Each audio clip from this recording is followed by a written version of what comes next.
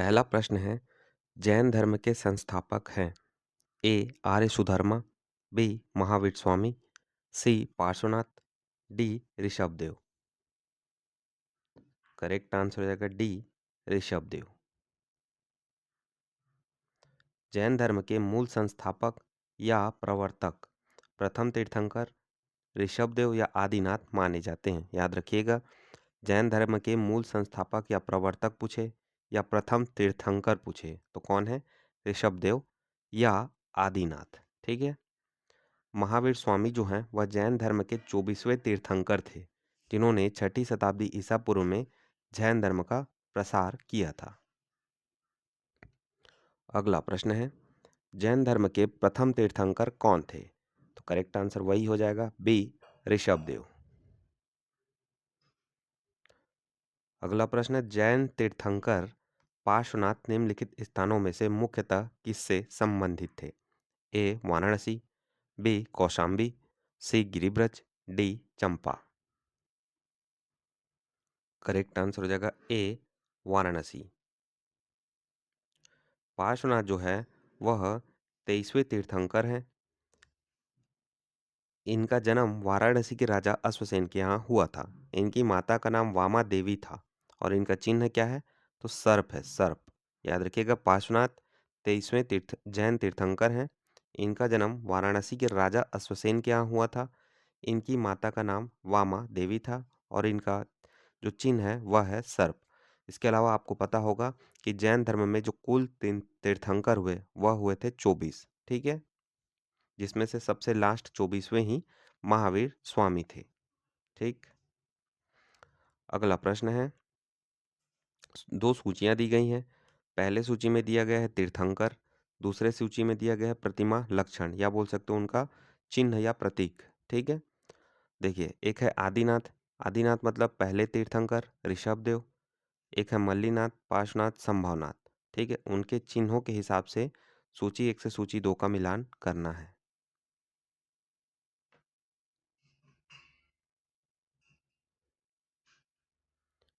Answer हो जाएगा ए। देखिए, यहाँ पर जो है आदिनाथ मतलब जैन धर्म के प्रथम तीर्थंकर, जिन्हें हम ऋषभ देव के नाम से भी जानते हैं। ठीक है, तो इसका चिन्ह क्या हो जाएगा? ऋषभ। वहीं मल्लीनाथ का जो चिन्ह है वह हो जाएगा जल कलश। पार्श्वनाथ का सर्प और संभवनाथ का अश्व। याद रखिएगा, आदिनाथ या ऋषभ देव, इनका चिन्ह है वृषभ, मल्लीनाथ का जल कलश, पार्श्वनाथ का सर्प और संभवनाथ का अश्व या घोड़ा। ठीक है, चलिए अगले प्रश्न पर चलते हैं।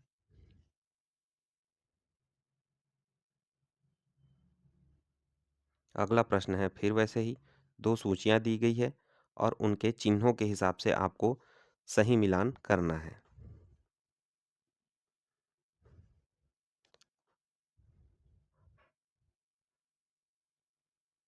इसका सही उत्तर हो जाएगा डी।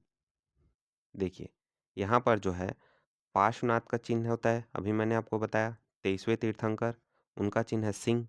आदिनाथ या ऋषभदेव पहले तीर्थंकर, इनका चिन्ह है ऋषभ। महावीर स्वामी जो भी 24वें तीर्थंकर थे, उनका चिन्ह है सिंह। शांतिनाथ का चिन्ह है हिरन। ठीक है, याद रखिएगा, पार्श्वनाथ का सर्प, आदिनाथ का ऋषभ, महावीर स्वामी का सिंह और वहीं शांतिनाथ का हिरन। ठीक है।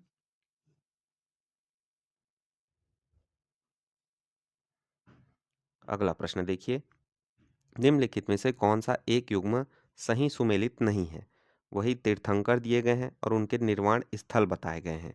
इनमें से आपको कौन सुमेलित नहीं है आपको बताना है।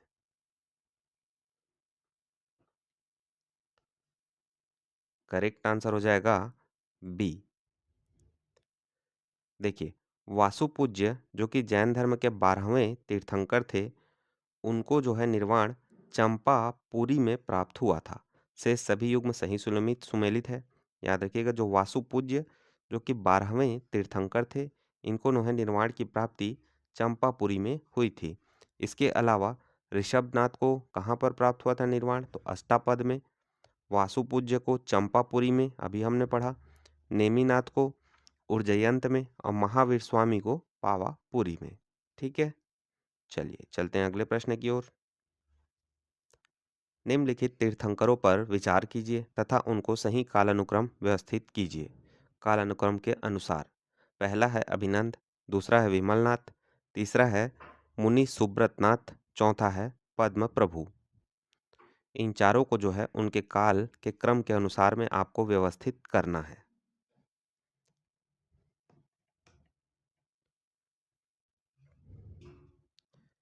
इसका करेक्ट आंसर हो जाएगा ए।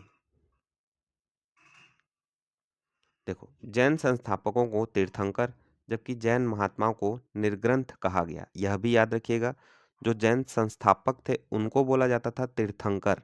ठीक है, कितने तीर्थंकर हुए थे? तो 24।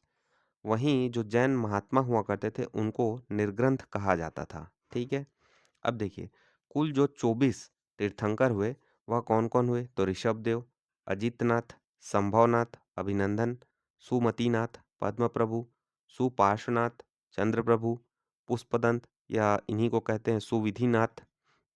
10वां हो गए शीतलनाथ, 11वां श्रेयांसनाथ, 12वां वासुपूज्य, फिर विमलनाथ, फिर अनंतनाथ, फिर धर्मनाथ, फिर शांतिनाथ, फिर कुंथुनाथ, फिर अरनाथ, फिर मल्लीनाथ, फिर मुनि सुब्रत, फिर नमीनाथ, फिर नेमिनाथ या नेमिनाथ को ही बोलते हैं अरिष्ट नेमी, उसके बाद पार्श्वनाथ और उसके बाद महावीर स्वामी। ठीक है, ऐसे 24वें जो कुल 24 तीर्थंकर हुए, उनका क्रम भी याद रखना आपको जरूरी है। ठीक है, अगला प्रश्न है, महावीर स्वामी का जन्म कहाँ हुआ था? ए कुंडल ग्राम में, बी पाटलिपुत्र में, सी मगध में, डी वैशाली में।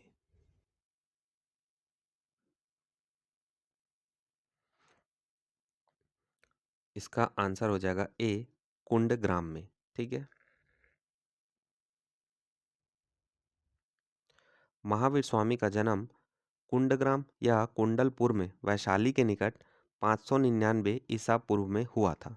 उनकी देखिए, यह कहीं पर 540 ईसा पूर्व भी लिखा होता है, लेकिन अभी नए एनसीईआरटी के हिसाब से, ठीक है, 599 ईसा पूर्व ही मान्य हो रहा है। ठीक है, उनकी माता का नाम क्या था? त्रिशला। और यह वैशाली के लिच्छवी गणराज्य के प्रमुख चेटक की बहन थी। ठीक है, और इनके पिता का नाम था सिद्धांत। यह ज्ञात्रिक क्षत्रियों के संघ के प्रधान थे। वहीं महावीर स्वामी के बड़े भाई का नाम था नंदी वर्धन। ठीक है, देखिए, कुछ प्राचीन संस्करण की जो एनसीईआरटी, वही मैंने जो आपको बताया कि पहले इसका जो महावीर स्वामी का जन्म 540 ईसा पूर्व लिया जाता था, लेकिन नवीन जो संस्करण हो गए एनसीईआरटी के, ठीक है, उनमें महावीर स्वामी का जन्म जो है वह 599 ईसा पूर्व दिया हुआ है। ठीक है, तो आपको दोनों में से, ठीक है, ऑप्शन देख के आंसर लगाना है। ठीक है, पुराने के हिसाब से 540 ईसा पूर्व, और अगर दोनों ही ऑप्शन में दिए हों 540 या 599 ईसा पूर्व, तो आप 599 ईसा पूर्व को प्रायोरिटी दीजिएगा। ठीक है, अगला प्रश्न देखते हैं। कुंडलपुर जन्म स्थान है, तो अभी हमने पढ़ा कि कुंडलपुर जो है वह जैन धर्म के 24वें तीर्थंकर महावीर स्वामी का जन्म स्थल है। ठीक है, तो करेक्ट आंसर यहाँ पर क्या हो जाएगा? सी महावीर स्वामी का। अगला प्रश्न देखते हैं।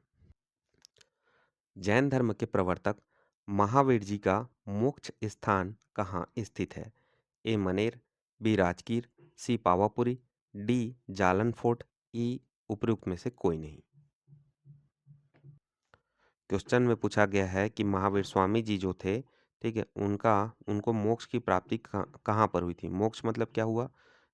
उनकी मृत्यु कहाँ पर हुई थी, या इसी को निर्वाण की प्राप्ति भी कहा जाता है। ठीक है, तो यह कहाँ पर हुआ था आपको बताना है। करेक्ट आंसर रहेगा सी पावापुरी। देखिए, जैन धर्म के प्रवर्तक महावीर स्वामी का मोक्ष स्थान, या इसी को बोला जाता है निर्वाण, ठीक है, पावापुरी में स्थित है। बिहार शरीफ से 8 किलोमीटर दक्षिण पूर्व पावापुरी जैनियों का प्रमुख तीर्थ स्थल है। पावापुरी जो है बिहार के नालंदा से 25 किलोमीटर दूर स्थित है।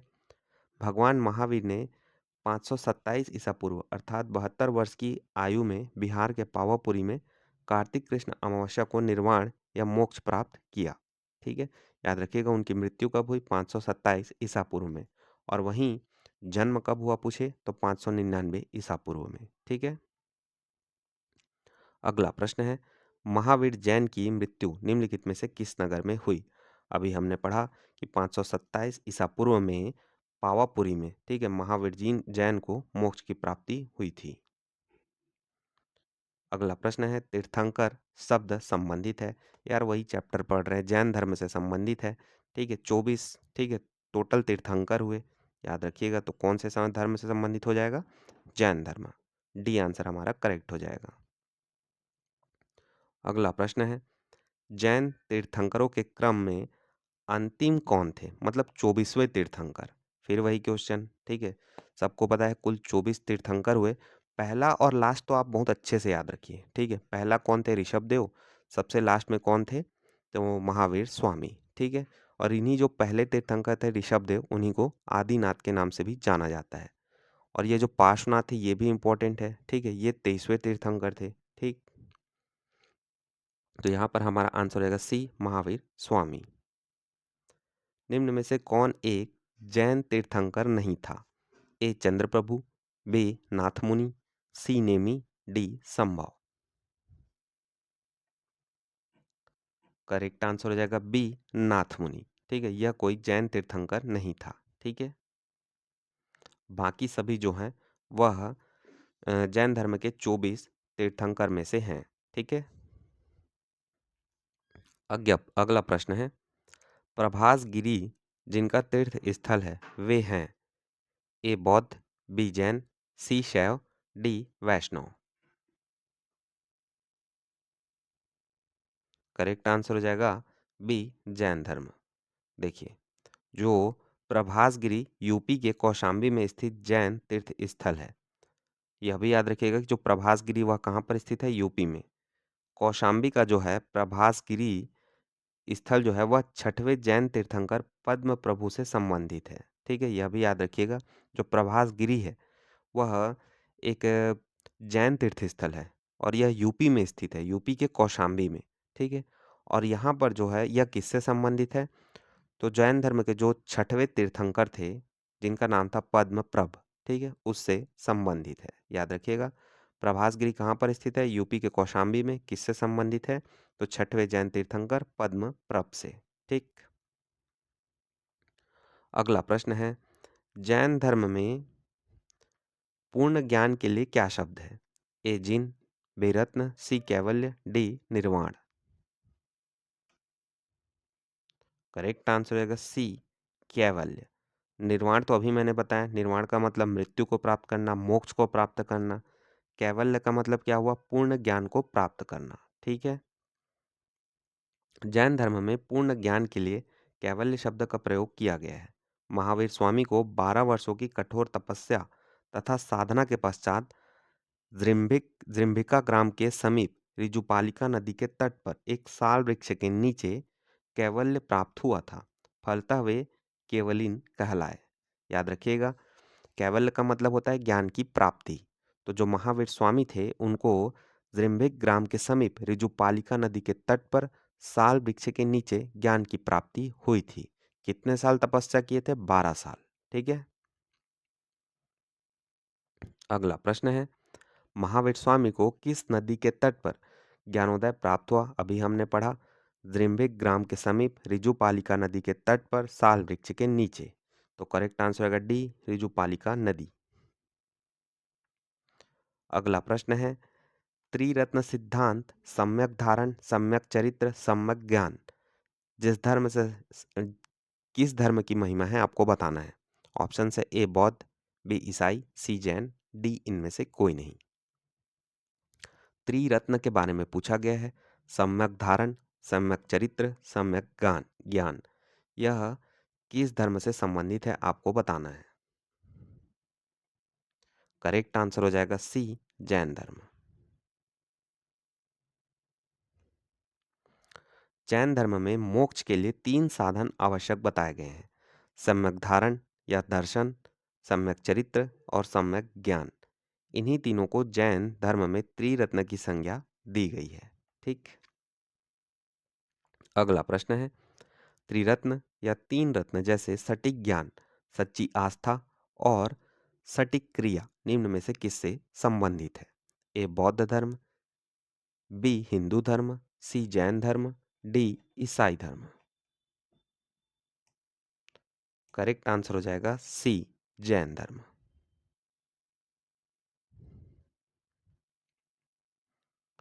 अगला प्रश्न है, कौन सा दर्शन त्रिरत्न को मानता है? ए बौद्ध दर्शन, बी न्याय दर्शन, सी योग दर्शन, डी जैन दर्शन या ई इनमें से कोई नहीं।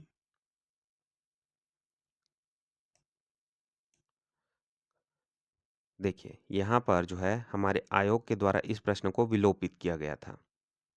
क्यों? क्योंकि जैन धर्म के जो तीन रत्न किन्हें माना गया है? सम्यक दर्शन, सम्यक सम्यक ज्ञान और सम्यक चरित्र। ठीक है, ठीक है, इनको जैन धर्म में त्रिरत्न की संज्ञा दी गई है। वहीं बौद्ध दर्शन के भी त्रिरत्न हैं। वह कौन कौन से हैं? तो बुद्ध, धम्म और संघ। याद रखिएगा, अगर जैन धर्म के त्रिरत्न की बात की जाए तो वह है सम्यक दर्शन, सम्यक ज्ञान और सम्यक चरित्र। और वहीं बौद्ध धर्म के त्रिरत्नों की बात की जाए तो वह है बुद्ध, धम्म और संघ।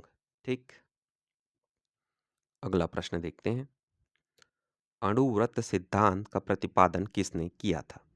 ए महायान बौद्ध संप्रदाय ने, बी हीनयान बौद्ध संप्रदाय ने, सी जैन धर्म ने, डी लोकायत शाखा ने। करेक्ट आंसर हो जाएगा सी जैन धर्म ने। जैन धर्म में पंच महाव्रत कौन कौन से? अहिंसा, सत्य, ब्रह्मचर्य, अस्तेय और अपरिग्रह की व्यवस्था की गई है। जैन धर्म में गृहस्थों के लिए पंच महाव्रत अणुव्रत के रूप में व्यवहृत हुआ है। ठीक है, बस इतना ही याद रखिए। जैन धर्म में पंच महाव्रत की व्यवस्था की गई है। कौन कौन से? अहिंसा, सत्य, ब्रह्मचर्य, अस्तेय और अपरिग्रह। जैन धर्म में गृहस्थों के लिए जो पंच महाव्रत हैं उन्हीं को ही अणुव्रत के रूप में बोला या उन्हीं को ही अणुव्रत कहा गया है। ठीक है, क्योंकि संसार में रहते हुए इन महाव्रतों का पूर्णतः पालन करना संभव नहीं, इसलिए आंशिक रूप से इनके पालन के लिए कहा गया। अहिंसाणुव्रत, सत्याणुव्रत, अहिस्ताणुव्रत, ब्रह्मचार्याणुव्रत और अपरिग्रहाणुव्रत। ठीक है, इनके नाम ही ऐसे ही टफ है यार। अगला प्रश्न है, स्यादवाद सिद्धांत है? ए लोकायत धर्म का, बी शैव धर्म का, सी जैन धर्म का, डी वैष्णव धर्म का। करेक्ट आंसर होगा सी जैन धर्म का। याद रखिएगा, अणुव्रत सिद्धांत पूछे, अणुव्रत कौन कौन से होते? तो वही पांच महाव्रत को ही बोला जाता है अणुव्रत। या स्यादवाद सिद्धांत पूछे, ये दोनों जैन धर्म से संबंधित हैं। महावीर स्वामी जैन धर्म के 24वें तीर्थंकर थे। ठीक है, इन्होंने वेदों की अपौरुषेयता स्वीकार करने से इनकार कर दिया तथा धार्मिक सामाजिक रूढ़ियों एवं पाखंडों का विरोध किया। इन्होंने आत्मवादियों तथा नास्तिकों के एकांतिक मतों को छोड़कर बीच का मार्ग अपनाया, जिसे अनेकांतवाद या स्यादवाद कहा गया। स्यादवाद को सप्तभंगी न्याय के नाम से भी जाना जाता है। यह ज्ञान की सापेक्षता का सिद्धांत है। तो इन सभी पॉइंट्स को याद रखिएगा, अनेकांतवाद या स्यादवाद या सप्तभंगीय न्याय या ज्ञान की सापेक्षता का सिद्धांत, यह पूछे, यह सभी के सभी जैन धर्म से संबंधित है। याद रखिएगा, कौन कौन से? अनेकांतवाद, इसी को बोलते हैं स्यादवाद, और इसी को कहा जाता है सप्तभंगी न्याय, या इन्हीं को कहा जाता है ज्ञान की सापेक्षता का सिद्धांत। ठीक, इन सभी को याद रखना, यह सभी जैन धर्म से रिलेटेड हैं। ठीक, अगला प्रश्न है, स्यादवाद संबंधित है? अभी हमने पढ़ा स्यादवाद, अनेकांतवाद यह सभी जैन धर्म से संबंधित है, तो आंसर हो जाएगा बी। अगला प्रश्न है, निम्नलिखित में से कौन कौन से सिद्धांत जैन धर्म से संबंधित हैं? पहला अनेकांतवाद, दूसरा सर्वस्तिवाद, तीसरा शून्यवाद, चौथा स्यादवाद। करेक्ट आंसर हो जाएगा ए, एक और चार। अभी जस्ट हमने पढ़ा अनेकांतवाद और स्यादवाद, यह दोनों जो हैं जैन धर्म से संबंधित हैं। ठीक, अनेकांतवाद अथवा स्यादवाद जैन धर्म से संबंधित है। महावीर स्वामी ने आत्मवादियों तथा नास्तिकों के एकांतिक मतों को छोड़कर बीच का मार्ग अपनाया जिसे हम अनेकांतवाद या स्यादवाद के नाम से जानते हैं। स्यादवाद को सप्तभंगिन्य भी कहा जाता है। यह ज्ञान की सापेक्षता का सिद्धांत है। इसके अलावा जो है शून्यवाद, यह बौद्ध धर्म का एक संप्रदाय है जिसके प्रवर्तक नागार्जुन है। जबकि सर्वस्तिवाद जो है बौद्ध दर्शन का एक संप्रदाय है जिसका मानना है कि तीनों काल में संसार की सभी वस्तुओं का अस्तित्व है। इसे वैभाषिक भी कहते हैं। ठीक है, याद रखना अनेकांतवाद, स्यादवाद, यह दोनों जैन धर्म से रिलेटेड है। और वहीं शून्यवाद या सर्वस्तिवाद या वैभाषिक कहा जाए तो यह सभी बौद्ध धर्म से संबंधित है। ठीक है, अगला प्रश्न है, जैन धर्म के अनुसार सृष्टि की रचना एवं पालन पोषण ऑप्शन है ए सार्वभौमिक विधान से हुआ है, बी सार्वभौमिक सत्य से हुआ है, सी सार्वभौमिक आस्था से हुआ है, डी सार्वभौमिक आत्मा से हुआ है। करेक्ट आंसर रहेगा ए सार्वभौमिक विधान से हुआ है।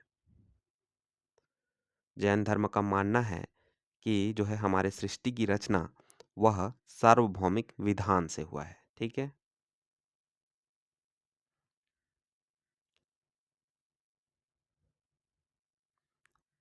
अगला प्रश्न देखते हैं। अनेकांतवाद निम्नलिखित में से किसका क्रोध सिद्धांत एवं दर्शन है? अभी हमने पढ़ा अनेकांतवाद और स्यादवाद यह दोनों जैन धर्म से रिलेटेड हैं। ठीक है, इसके अलावा इसे सप्तभंगी सिद्धांत भी कहा जाता है। ठीक है, चलिए अगला प्रश्न देखते हैं। निम्नलिखित में से कौन सा धर्म विश्व विनाशकारी प्रलय की अवधारणा में विश्वास नहीं करता? ए बौद्ध धर्म, बी जैन धर्म, सी हिंदू धर्म, डी इस्लाम। करेक्ट आंसर रहेगा बी जैन धर्म। जैन धर्म में ईश्वर की कल्पना नहीं की गई है। ठीक है, वो लोग नहीं मानते थे ईश्वर को, टोटल नास्तिक थे।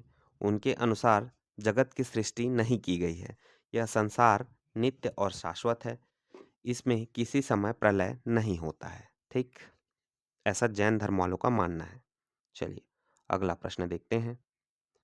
जैन धर्म का आधारभूत बिंदु है ए कर्म, बी निष्ठा, सी अहिंसा, डी विराग। आधारभूत बिंदु का मतलब वही है, ठीक है, कि उन लोग क्या चीज़ को मानते हैं। ठीक है, उनका जो एक मानना जैसे होता है ना कि हिंदू धर्म हम भगवान को मानते हैं, हम हमारे अपना अलग से रूल हैं। ठीक है, वैसे ही जैन धर्म का अपना आधारभूत बिंदु क्या है आपको बताना है। करेक्ट आंसर हो जाएगा सी अहिंसा। ठीक है, अहिंसा का मतलब क्या? बिल्कुल नो फाइट। ठीक, अहिंसा जैन धर्म का आधारभूत बिंदु है। जैन धर्म में सम्यक चरित्र के अंतर्गत परिव्राजकों अथवा तापसों के लिए अहिंसा, सत्य, अस्तेय, ब्रह्मचर्य एवं अपरिग्रह नामक पंच महाव्रत की व्यवस्था की गई है। ठीक, तो बिल्कुल याद रखना है कि जो पंच महाव्रत है वह जैन धर्म से रिलेटेड है। और वह कौन कौन से हैं? तो अहिंसा, सत्य, अस्तेय, ब्रह्मचर्य और अपरिग्रह। ठीक है, यहाँ पर ऑप्शन में एक ही ठो दिया गया था अहिंसा, इसलिए वहीं से ही आंसर हो जाएगा। ठीक, वही जैन धर्म का जो है आधारभूत बिंदु है। अगला प्रश्न देखते हैं। यापनीय किसका एक संप्रदाय था? ए बौद्ध धर्म का, बी जैन धर्म का, सी शैव धर्म का, डी वैष्णव धर्म का। बिल्कुल जैन धर्म का ही चैप्टर पढ़ रहे हैं यार, तो वही आंसर होगा। ठीक है, बी जैन धर्म का। ठीक, देखो यापनीय जैन धर्म का एक संप्रदाय था। संप्रदाय का मतलब क्या होता है? देखो जब कोई ना ब्रांच किसी का ज़्यादा बड़ा हो जाता है ना, ठीक है, तो फिर वो छोटे छोटे ब्रांच में टूटने लगता है। वैसे ही उस टाइम पे जैन धर्म एक बड़ा ब्रांच हो गया था। ठीक है, तो अब उसके अलग अलग संप्रदाय बनने लगे। ठीक है, उसी में से एक था यापनीय। ठीक है, जिसकी उत्पत्ति यद्यपि दिगंबर संप्रदाय से हुई थी, तथापि ये कतिपय श्वेतांबर मान्यताओं का भी पालन करते थे। मतलब ये दोनों ही वाले थे यार। देखो जैन धर्म भी दिगंबर और श्वेतांबर दो हिस्सों में बटा हुआ था। ठीक है, लेकिन ये दोनों ही वाले मतलब दोनों को ही मानते थे। ठीक, बस अभी के लिए ज़्यादा मत देखो, इतना ही याद रखो कि यापनीय जो है वह जैन धर्म का एक संप्रदाय होता था। ठीक, अगला प्रश्न है। भारत की धार्मिक प्रथाओं के संदर्भ में स्थानकवासी संप्रदाय का संबंध किससे है? ए बौद्ध, बी जैन, सी वैष्णव, डी शैव। करेक्ट आंसर होगा बी जैन मत। देखिए स्थानकवासी जो है वह श्वेतांबर जैनों का एक संप्रदाय है। इसकी स्थापना 1653 में हुई थी। यह संप्रदाय अपने पूर्ववर्ती सुधारवादी संप्रदाय लोनका, जिसकी स्थापना लोंकाशा ने की थी, से उत्पन्न हुआ। इस संप्रदाय के लोग मूर्तियों की पूजा नहीं करते। इसके पहले मैंने आपको पढ़ाया था कि जो है, अभी मैंने मतलब बताया जस्ट इसके पहले वाला क्वेश्चन, कि यापनीय जो है वह जैन धर्म का ही संप्रदाय था, ठीक है, और उसकी उत्पत्ति दिगंबर संप्रदाय से हुई थी। यहाँ पर जो है स्थानकवासी संप्रदाय की बात की गई है, तो यह जो है श्वेतांबर जैनों का एक संप्रदाय है। याद रखिएगा, यापनीय पूछे या स्थानकवासी पूछे, ये दोनों के दोनों जैन धर्म से रिलेटेड हैं, जैन धर्म के संप्रदाय हैं। ठीक, अगला प्रश्न देखते हैं। निम्नलिखित में से कौन सबसे पूर्वकालिक जैन ग्रंथ कहलाता है? ए 12 अंग, बी 12 उपांग, सी 14 पूर्व, डी 14 उपपूर्व। करेक्ट आंसर रहेगा सी 14 पूर्व। 14 पूर्व प्राचीनतम जैन ग्रंथ है। देखो, पूर्वकालिक का मतलब वही होता है प्राचीनतम, सबसे पुराना। 14 पूर्व जो है वह जैन धर्म का है ना सबसे पुराना ग्रंथ है। अंतिम नंद राजा के समय में संभूत विजय तथा भद्रबाहु जैन संघ के अध्यक्ष थे, तथा ये महावीर द्वारा प्रदत्त 14 पूर्वों के विषय में जानने वाले अंतिम व्यक्ति थे। ठीक है, याद रखिएगा, जो जैन धर्म का सबसे पुराना ग्रंथ कौन सा है पूछा जाए तो आंसर होगा 14 पूर्व। ठीक, अगला प्रश्न है, प्रारंभिक जैन साहित्य निम्नलिखित में से किस भाषा में लिखे गए? ए अर्धमागधी, बी पाली, सी प्राकृत, डी संस्कृत। करेक्ट आंसर रहेगा ए अर्धमागधी। प्रायः जो है सभी प्रारंभिक धार्मिक जैन साहित्य जो है वह प्राकृत की विशिष्ट शाखा अर्धमागधी में लिखे गए हैं। याद रखिएगा, जो प्रारंभिक धार्मिक जैन साहित्य है ना वह अर्धमागधी भाषा में लिखे गए थे। ठीक है, और जो है इसके 12 अंग जो है वह अर्धमागधी में ही लिखे गए हैं। याद रखिएगा, यह भी एक पॉइंट है कि जैन धर्म में जो है 12 अंगों की व्याख्या की गई है। ठीक, व्याख्या नहीं की गई है, कहने का मतलब जो जैन साहित्य है ना वो कुल 12 अंगों में बटा हुआ है। ठीक, चलिए, कभी कभी ऐसे में पूछता है कि जैन धर्म में अंगों की संख्या कितनी है, तो याद रखिएगा 12। ठीक, अगला प्रश्न है, निम्नलिखित में से कौन सा स्थल पार्श्वनाथ से संबद्ध होने के कारण जैन सिद्ध क्षेत्र माना जाता है? ए चंपा, बी पावा, सी सम्मेत शिखर, डी उज्जयंत। करेक्ट आंसर रहेगा सी सम्मेत शिखर। पार्श्वनाथ जैन धर्म के 23वें तीर्थंकर थे, जिनका जन्म वाराणसी में महावीर स्वामी से 250 वर्ष पहले 850 ईसा पूर्व में हुआ था। काशी के शासक इक्ष्वाकु अश्वसेन के इक्ष्वाक सॉरी यार, काशी के जो शासक थे इक्ष्वाक इक्ष्वाकु वंशीय अश्वसेन उनके पिता थे तथा महारानी वामा उनकी माता थी। 30 वर्ष की आयु के बाद उन्होंने गृह त्याग कर अपना जीवन वैराग्य और तपस तपस्या में लगाया। वाराणसी के निकट आश्रम पद उद्यान में समाधि स्थ होकर कठिन तपस्या करने के उपरांत उन्हें 84वें दिन कैवल्य कैवल्य मतलब ज्ञान की प्राप्ति हुई। पार्श्वनाथ का परिनिर्वाण सम्मेत शिखर या सम्मेत पर्वत पर हुआ था। इसी कारण यह जैन सिद्ध क्षेत्र माना जाता है। याद रखिएगा, जो सम्मेत शिखर है ना वहीं पर जो जैन धर्म के 23वें तीर्थंकर थे उन्हें ज्ञान की प्राप्ति निर्वाण की प्राप्ति हुई थी। ठीक है, अगला प्रश्न है, निम्नलिखित में से कौन सा आरंभिक जैन साहित्य का भाग नहीं है? ए थेरी गाथा, बी अचरांग सूत्र, सी सूत्र कृतांग, डी बृहत कल्प सूत्र। करेक्ट आंसर रहेगा ए थेरी गाथा। थेरी गाथा बौद्ध साहित्य है।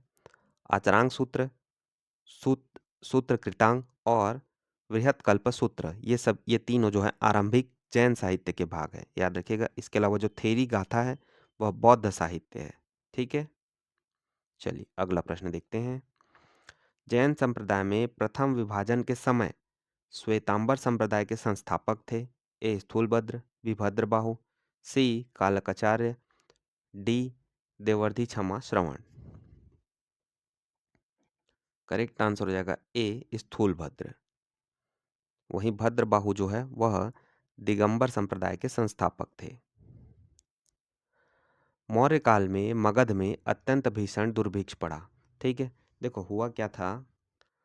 देखिए, सिंपली देखें तो ऐसे हुआ कि मौर्य काल में क्या हुआ था कि मगध में ना एक टाइम पे बहुत ज़्यादा भीषण अकाल पड़ा। ठीक है, और हुआ क्या, जो भद्रबाहु थे, ठीक है, वो देखे यार, ठीक है, अकाल देख के डर गए। ठीक है, अब वह अपने शिष्यों को लेकर निकल गए दक्षिण की ओर।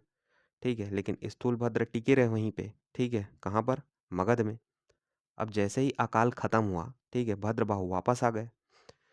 अब स्थूलभद्र वहां पर टिके हुए थे और भद्रबाहु, ठीक है, इतने टेंशन में छोड़ के चले गए और वापस आ गए। ठीक है, तो स्वाभाविक सी बात है, दोनों के बीच में टकराव तो पैदा होगा ही।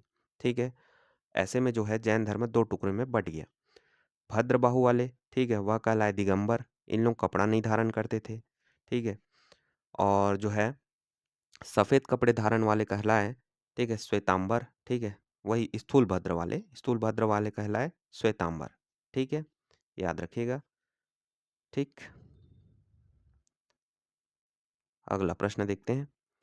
भगवान महावीर का प्रथम शिष्य था। A Jamali, B Yosud, C Vipin, D Prabhas. Correct answer रहेगा ए जमाली। भगवान महावीर स्वामी के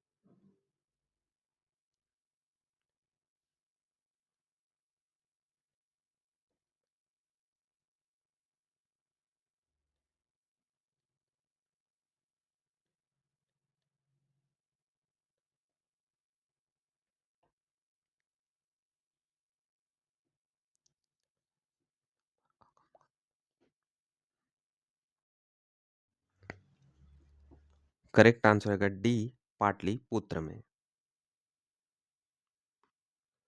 चंद्रगुप्त मौर्य के शासनकाल में पाटलिपुत्र में प्रथम जैन सम्मेलन आयोजित किया गया, जिसमें श्वेतांबर आगम का संपादन किया गया। चूंकि प्राचीन जैन शास्त्र नष्ट हो गए थे, अतः उन्हें पुनः एकत्र करने के लिए चतुर्थ शताब्दी ईसा पूर्व में इस प्रथम जैन महासभा का आयोजन किया गया, जिसमें भद्रबाहु के अनुयायियों ने भाग नहीं लिया था। याद रखना, जो प्रथम जैन सम्मेलन हुआ था, कहाँ पर हुआ था, पाटलिपुत्र में। यहीं पे श्वेतांबर आगम का संपादन किया गया और इस सम्मेलन में भद्रबाहु के अनुयायियों ने भाग नहीं लिया था। ठीक है, इसके अलावा जो है दूसरा जैन सम्मेलन है, वह वल्लभी में हुआ था। ठीक है, पहला जैन सम्मेलन कहाँ पर हुआ, पाटलिपुत्र में, और दूसरा जैन सम्मेलन हुआ वल्लभी में। ठीक है, अगला प्रश्न है, जैन साहित्य से संबंधित निम्नलिखित कथनों को पढ़िए तथा सटीक विकल्प को चुनिए। कथन एक दिया हुआ है, श्वेतांबर धर्मसूत्र में 12 अंग शामिल है। कथन दो, श्वेतांबर परंपरा के अनुसार इन अंगों का संकलन वल्लभी में आयोजित एक धर्मसभा में किया गया था। ठीक है, इन दोनों कथनों के आधार पर आपको सही उत्तर का चयन करना है। करेक्ट आंसर हो जाएगा डी, कथन एक सही है लेकिन कथन दो गलत है।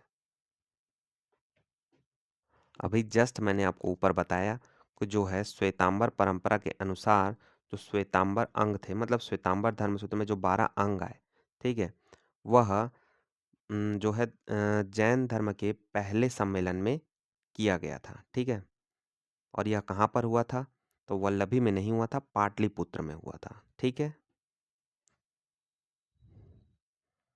श्वेतांबर मतानुयायियों ने प्रथम जैन संगीति जो कि 310 ईसा पूर्व में पाटलिपुत्र में हुआ था 12 अंगों का संकलन किया। दिगंबरों का मानना था कि महावीर की शिक्षाएं या 12 अंगों का ज्ञान लुप्त हो चुका है। इन्होंने इस सभा में भाग नहीं लिया था। ठीक है। अगला प्रश्न है, निम्न कथनों पर विचार कीजिए। पहला है, वर्धमान महावीर की माता लिच्छवी के मुख्य चेटक की पुत्री थी। दूसरा, गौतम बुद्ध की माता कोलीय राजवंश की राजकुमारी थी। तीसरा, 23वें तीर्थंकर पार्श्वनाथ बनारस के से थे। ठीक है, इन तीनों कथनों के आधार पर आपको सही उत्तर का चयन करना है। करेक्ट आंसर हो जाएगा सी, 2 और 3 सही उत्तर हो जाएंगे। यहाँ पर देखिए, पहला जो कथन है यह गलत है। क्यों? क्योंकि महावीर की जो माता थी वह लिच्छवी राजा चेटक की बहन थी, ना कि पुत्री। ठीक है।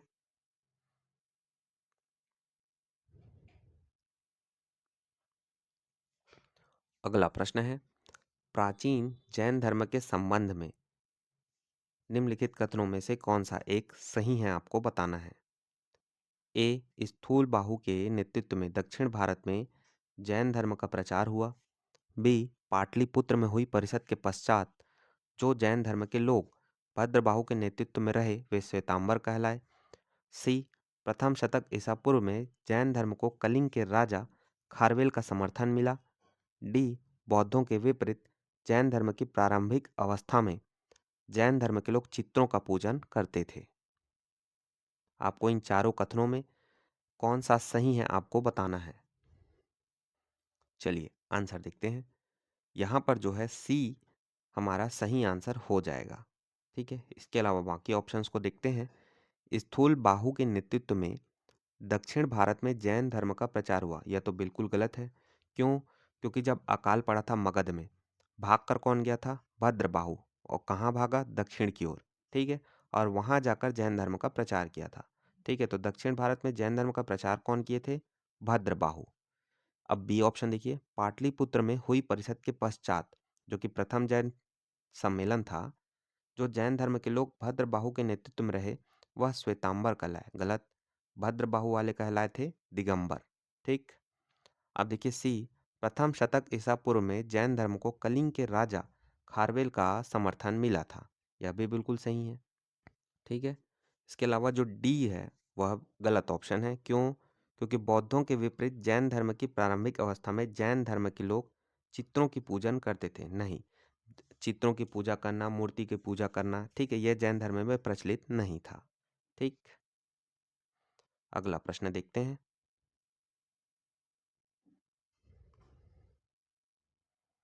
निम्नलिखित में से कौन से कथन जैन सिद्धांत के अनुरूप हैं? पहला, कर्म को विनष्ट करने का सुनिश्चित मार्ग तपश्चर्या है, तपश्चर्या या सिंपली तपस्या। दूसरा, प्रत्येक वस्तु में चाहे वह सूक्ष्मतम कण हो, आत्मा होती है। तीसरा, कर्म आत्मा का विनाशक है और अवश्य इसका अंत करना चाहिए। करेक्ट आंसर रहेगा डी, 1, 2 और 3 तीनों ही सही हैं। ठीक है, जैन सिद्धांत के अनुसार सृष्टि के कण कण में जीवों का वास है। इस सिद्धांत में कर्म को बंधन का कारण तथा सूक्ष्मतम भूत तत्व माना गया है, जो जीव में प्रवेश कर उसके नीचे संसार की ओर खींच लाता है। जब कर्म का जीव की ओर प्रवाह रुक जाता है तो उस अवस्था को संवर कहते हैं। याद रखिएगा, जब कर्म का जीव की ओर प्रवाह रुक जाता है तो उस अवस्था को संवर कहते हैं, तथा जब जीव में पूर्व मौजूद कर्मों का विनाश होने लगता है तो उस अवस्था को निर्जरा कहते हैं। ये दोनों शब्द जो टर्म्स है याद रखिएगा, हो सकता है फ्यूचर में एग्जाम में पूछ दिया जाए कि जो जैन धर्म से रिलेटेड संवर है वह क्या चीज होता है, निर्जरा क्या चीज होता है। ठीक है, जैनियों का विश्वास है कि प्रत्येक जीव अपने पूर्व संचित कर्मों के अनुसार ही शरीर धारण करता है। जब जीव से कर्म का अवशेष बिल्कुल समाप्त हो जाता है उस स्थिति को जैन धर्म में मोक्ष कहते हैं। ठीक है, जैन धर्म में मोक्ष के लिए 3 साधन आवश्यक बताए गए हैं जिन्हें त्रिरत्न कहा जाता है। कौन कौन से हैं वे? सम्यक दर्शन, सम्यक ज्ञान, सम्यक चरित्र या सम्यक आचरण भी इसे कहा जाता है। महावीर ने मोक्ष के लिए कठोर तपश्चर्या एवं काया क्लेश पर भी बल दिया है। मोक्ष के पश्चात जीव आवागमन के चक्र से छुटकारा पा जाता है तथा वह अनंत चतुष्टय मतलब अनंत ज्ञान, अनंत दर्शन, अनंत वीर्य और अनंत सुख की प्राप्ति कर लेता है। ठीक है। अगला प्रश्न है, समाधि मरण किस दर्शन से संबंधित है?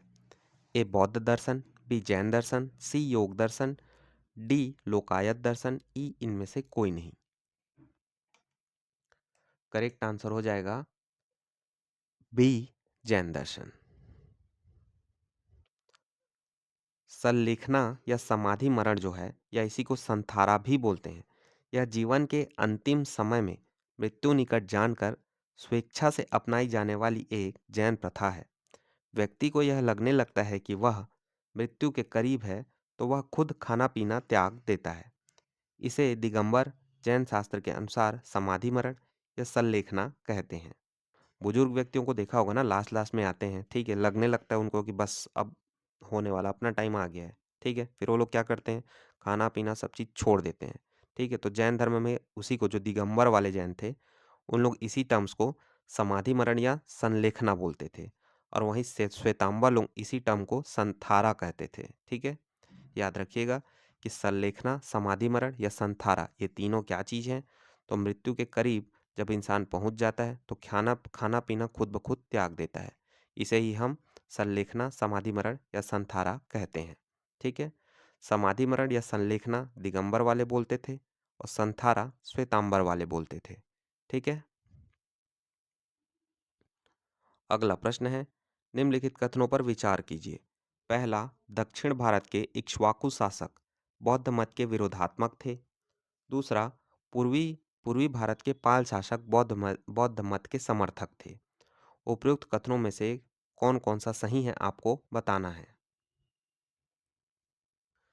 यहाँ पर ऑप्शन बी करेक्ट हो जाएगा, मतलब केवल दो जो कथन है, दूसरा कथन वही सही है। क्यों? क्योंकि दक्षिण भारत के जो इक्ष्वाकु शासक थे वो बौद्ध मत के विरोध में नहीं थे। ठीक है, वो लोग बौद्ध मत का सपोर्ट करते थे। ठीक है, वो लोग बौद्ध धर्म को अपनाए नहीं थे लेकिन बौद्ध धर्म का सपोर्ट करते थे। ठीक है, यह देखिए, दक्षिण में तृतीय और चतुर्थ शताब्दी ईस्वी के दौरान आंध्र में, आंध्र मतलब आंध्र प्रदेश वर्तमान का, में इक्ष्वाकु वंश का शासन था। इस वंश के यहाँ कुल 7 शासक हुए जिनकी लगभग सभी रानियां बौद्ध मतावलंबी थीं। यहाँ नागार्जुन कोंडा स्थित मूर्तियों में बुद्ध की विशाल मूर्तियां शामिल है। यद्यपि इक्ष्वाकुओं ने वैदिक धर्म का पालन किया। ठीक है, देखो, इक्ष्वाकु जो वंश थे वो सभी जो है वैदिक धर्म को मानते थे। ठीक है, लेकिन वो बौद्ध धर्म का भी सपोर्ट करते थे। ठीक है, इसके अलावा देखिए, बंगाल में पाल शासकों के दौरान बंगाल महत्वपूर्ण बौद्ध केंद्र के रूप में उभरा। ऐसा पाल वंश द्वारा बौद्ध मत के समर्थन के कारण संभव हुआ था। ठीक है, अगला प्रश्न देखिए, आजीवक संप्रदाय के संस्थापक कौन थे? ऑप्शन है, ए आनंद, B Rahul Bhadra, C Makkhali Gosal, D Upali. Correct answer रहेगा सी मक्खली गोसाल। मक्खली गोसाल जो है वह प्रारंभ में महावीर के शिष्य थे, किंतु बाद में मतभेद के चलते इन्होंने महावीर की शिष्यता त्याग कर आजीवक नामक स्वतंत्र संप्रदाय की स्थापना की। इनका मत नियतिवाद कहलाता है, जिसके अनुसार संसार की प्रत्येक वस्तु भाग्य द्वारा पूर्व नियंत्रित एवं संचालित होती है। याद रखिएगा, जो है आजीवक संप्रदाय के संस्थापक कौन थे? तो मक्खली गोसाल। ठीक है, और इन्हीं का जो मत है वह नियतिवाद कहलाता है। ठीक, इनका मानना था कि संसार की प्रत्येक वस्तु भाग्य द्वारा पूर्व नियंत्रित एवं संचालित होती है। अगला प्रश्न देखते हैं, निम्नलिखित में से किसने प्रतिपादित किया कि भाग्य ही सब कुछ निर्धारित करता है, मनुष्य असमर्थ होता है? ए जैनियों ने, बी बौद्धों ने, सी आजीविकों ने, डी मीमांसकों ने। अभी जस्ट हमने पढ़ा कि जो आजीविकों का मानना था कि भाग्य से ही सब कुछ निर्धारित होता है। ठीक है, तो करेक्ट आंसर रहेगा सी। और इसके संस्थापक थे मक्खली गोसाल। अगला प्रश्न है, संप्रदाय जो नियति की अटलता में विश्वास रखता था, वही आंसर हो जाएगा बी आजीवक। अगला प्रश्न है, दो सूचियां दी गई है, एक साइड दिए हुए आचार्यों के नाम और एक साइड बताया गया है सिद्धांतों के नाम। आपको बताना है कि कौन से सिद्धांत किस आचार्य के हैं। ठीक है,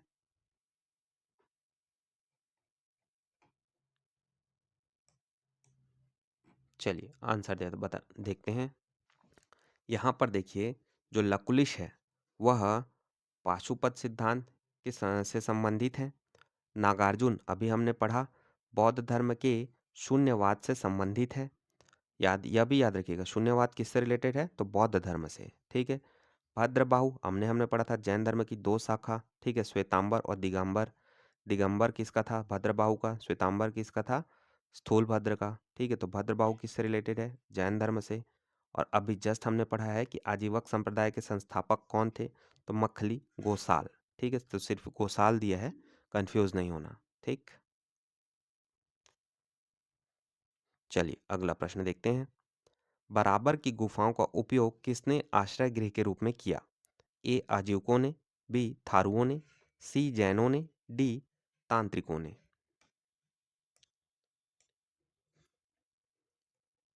करेक्ट आंसर हो जाएगा ए आजीवकों ने।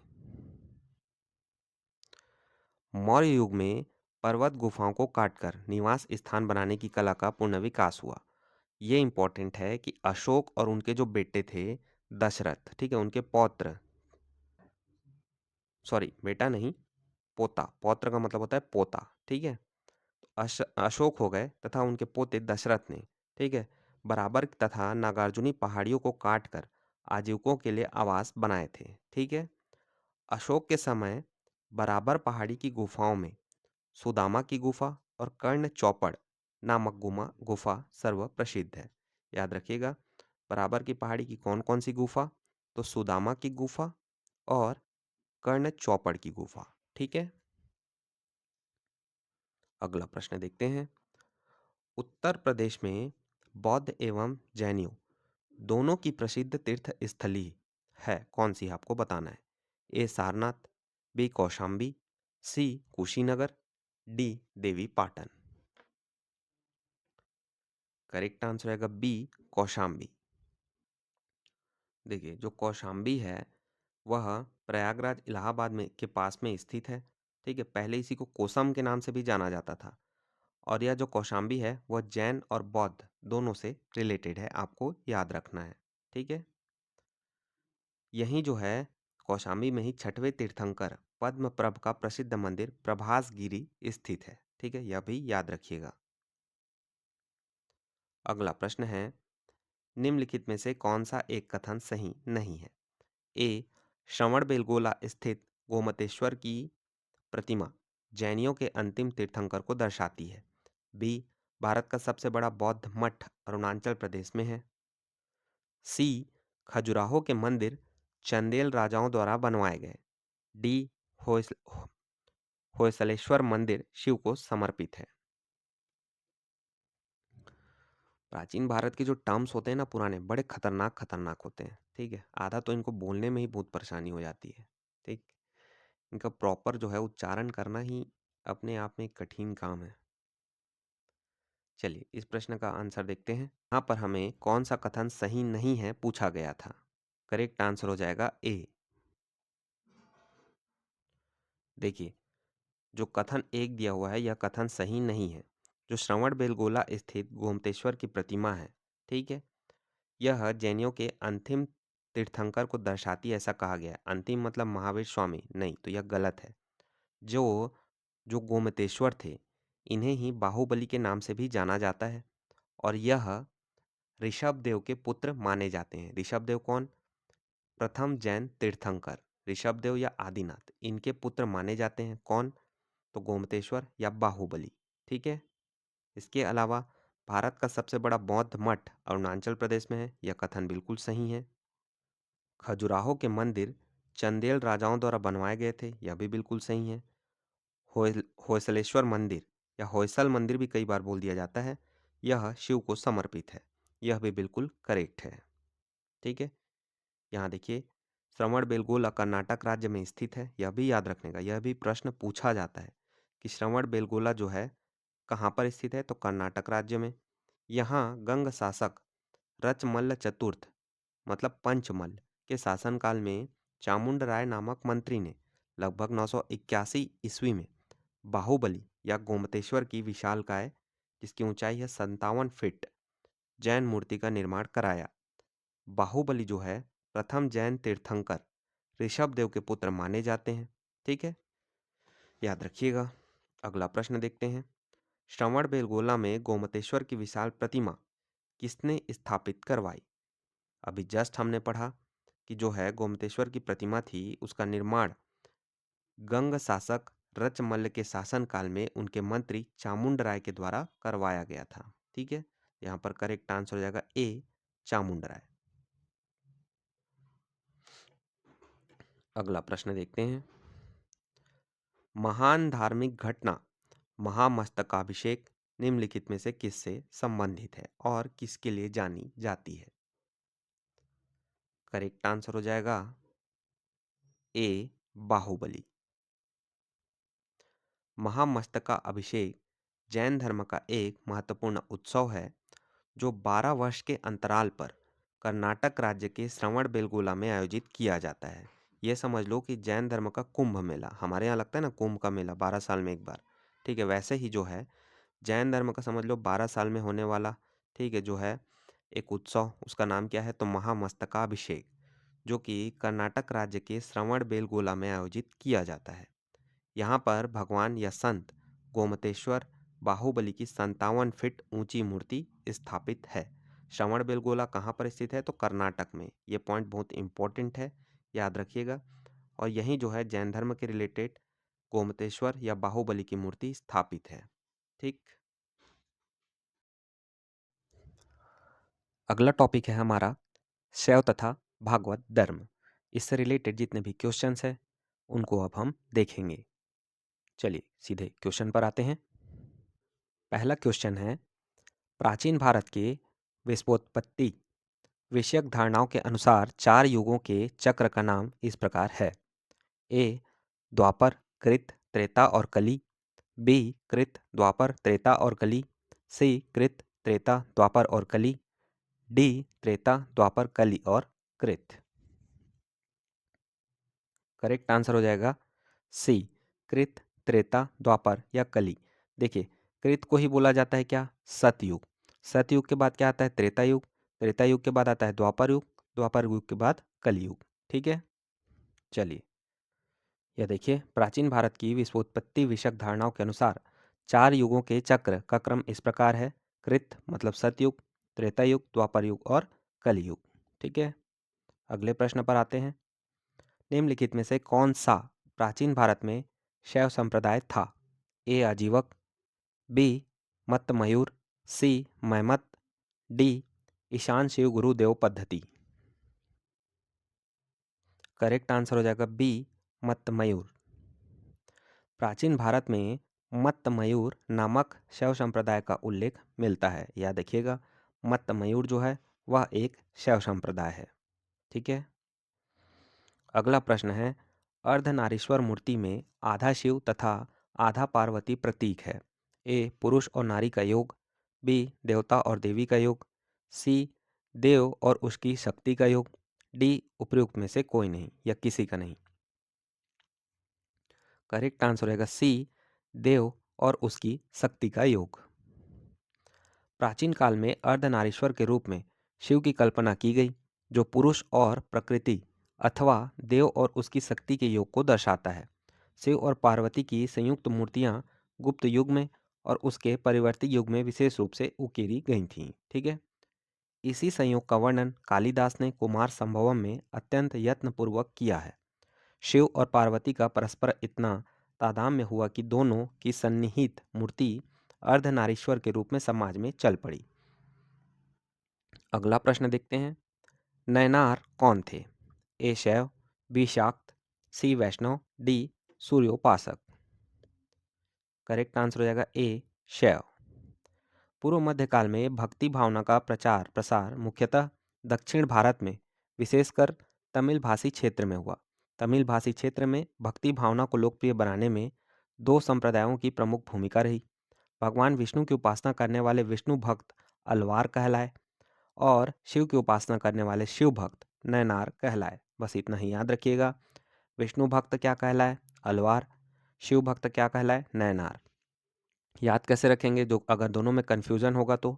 ठीक है, देखिए भगवान शिव का हमेशा जो है आपने देखा होगा एक तीसरा आँख होता है, ठीक है?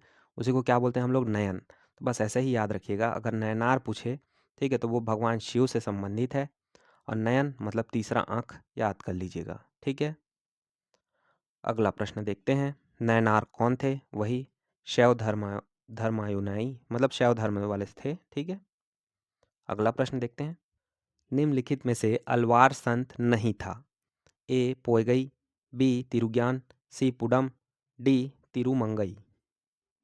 करेक्ट आंसर होगा बी तिरुज्ञान। देखिए पोयगई, पुडम और तिरुमंगई ये तीनों अलवार संत थे, जबकि तिरुज्ञान जो है नयनार संत थे। मतलब तिरुज्ञान जो है वह भगवान शिव का भक्त था। इसके अलावा पोयगई, पुडम और तिरुमंगई ये तीनों विष्णु भक्त थे, ठीक है? अगला प्रश्न है, भगवान संप्रदाय के विकास में किसका देन अत्यधिक था? ए पार्थियन, बी हिंदू यूनानी लोग, सी कुषाण, डी गुप्त। करेक्ट आंसर हो जाएगा डी कुषाण। भागवत अथवा वैष्णव धर्म का चरम उत्कर्ष गुप्त राजाओं के शासनकाल में हुआ। गुप्त नरेश वैष्णव जो थे वह मतानुयायी थे, मतलब वैष्णव धर्म को मानने वाले थे। जो गुप्त राजा हुआ करते थे वो वैष्णव धर्म को मानने वाले थे। उन्होंने इसे अपना राजधर्म बनाया। अधिकांश गुप्त शासक जो थे वह परम भागवत की उपाधि धारण करते थे। विष्णु का वाहन गरुड़ गुप्तों का राजचिन्ह था। यह भी याद रखिएगा, जो विष्णु का वाहन गरुड़ है वह गुप्तों का राजचिन्ह हुआ करता था, ठीक है? 2 पॉइंट याद रखना है कि परम भागवत की उपाधि कौन से शासक धारण करते थे? तो गुप्त शासक। और गरुड़ जो है वह किसका राजचिन्ह हुआ करता था? तो वह गुप्त शासकों का हुआ करता था, ठीक है?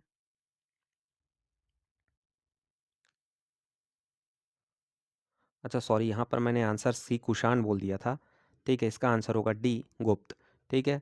भागवत संप्रदाय में किसका देन अत्यधिक था? तो आंसर हो जाएगा डी गुप्त।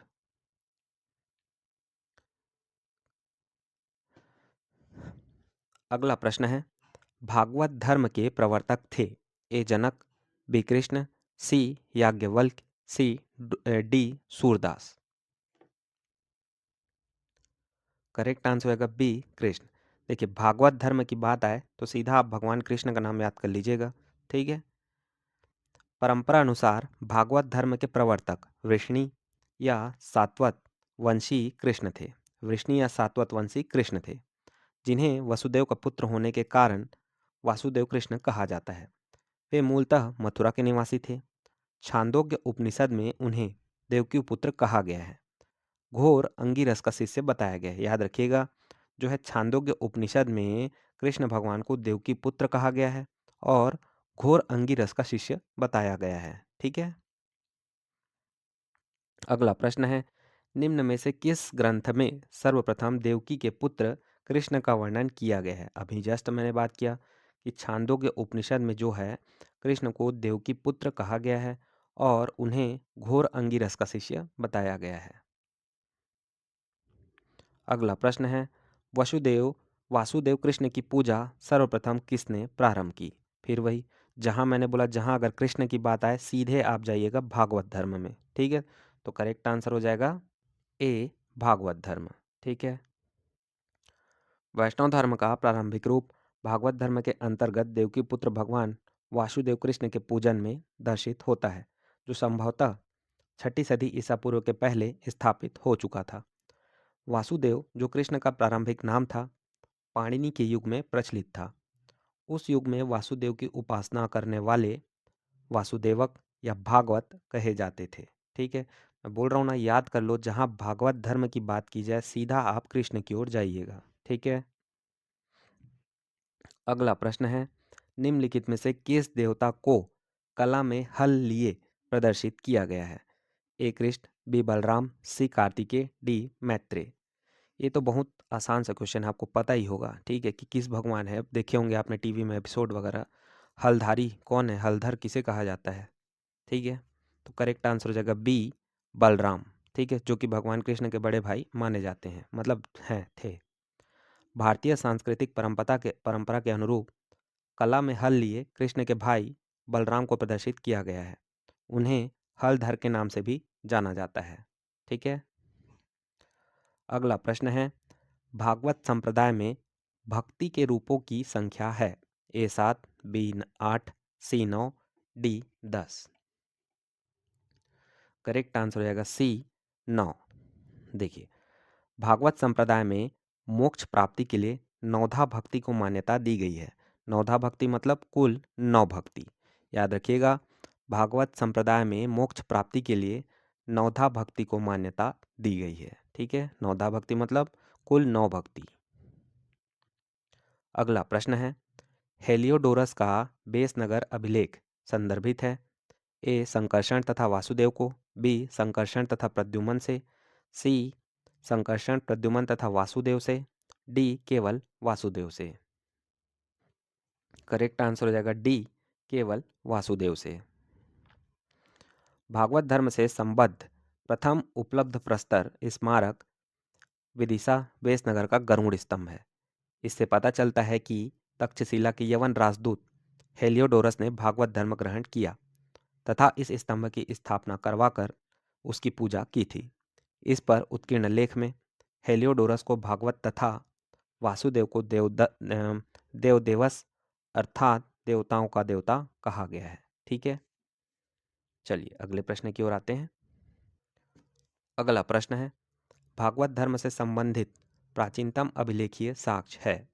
ए समुद्रगुप्त का इलाहाबाद अभिलेख, बी हेलियोडोरस का बेसनगर अभिलेख, सी स्कंदगुप्त का भित्री अभिलेख, डी महरौली का स्तंभ अभिलेख। करेक्ट आंसर होगा बी हेलियोडोरस का बेसनगर अभिलेख।